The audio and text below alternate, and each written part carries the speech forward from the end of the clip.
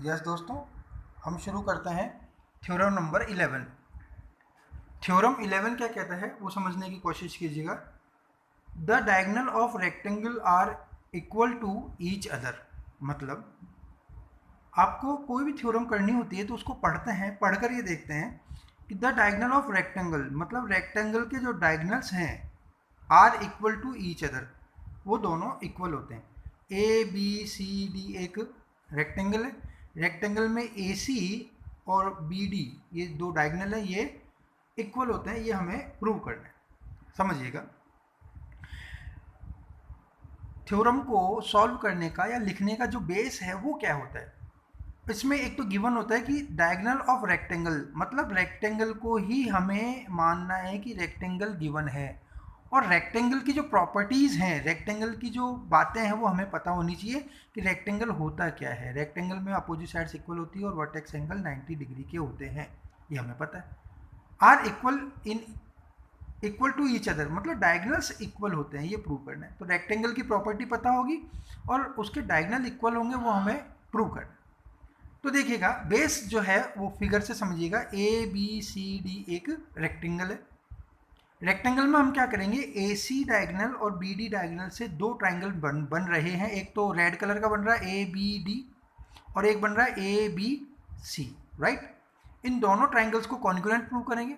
Congruent का मतलब है ये ट्राइंगल इस वाले ट्राइंगल को कवर कर लेगा, राइट। ये प्रूव करना है।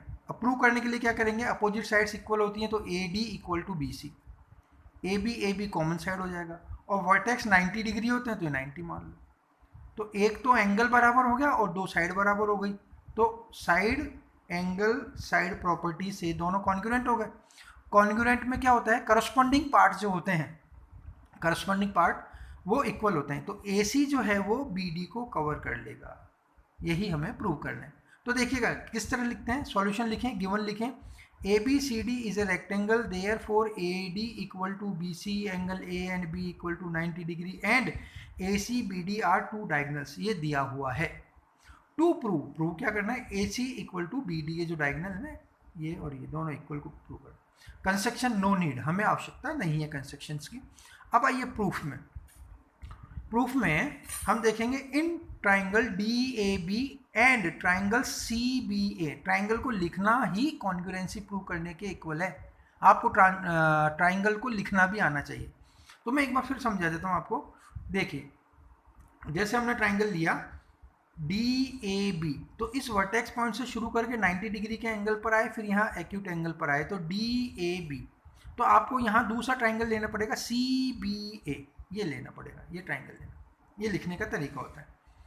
तो आपने ये दोनों ट्राइंगल लिख लिए। इसमें आप देखिएगा कि A D equal to B C, A D opposite side है और बी सी ए डी के अपोजिट है, दोनों इक्वल है बिकॉज रेक्टेंगल की साइड्स हैं। A B equal to A B common side है, और इन दोनों ट्राइंगल में अगर देखें तो D A B equal to C A B 90 degree angle है। तो बाय प्रॉपर्टी, कौन सी property, side angle side property, both the triangles, triangle D A B और सी बी ए दोनों कॉन्ग्रुएंट हो गए। कॉन्ग्रुएंट ट्राइंगल्स का मतलब है ये ट्राइंगल एक दूसरे को ढक लेंगे, एक दूसरे को कवर कर लेंगे।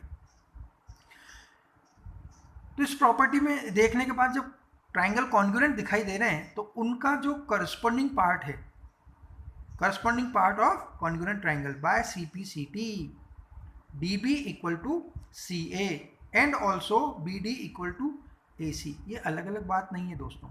देखिएगा डी बी लिखा, मैथमेटिक्स में कहा जाता है कि अल्फ़ाबेटिकली हमें लिखना चाहिए, तो हम इसे बी डी लिख देंगे। तो मैंने इसको डी बी को बी डी लिखा है और सी ए को मैंने ए सी लिख दिया है, सी ए। तो ये डायगोनल्स इक्वल हो गए, समझ में आ गया।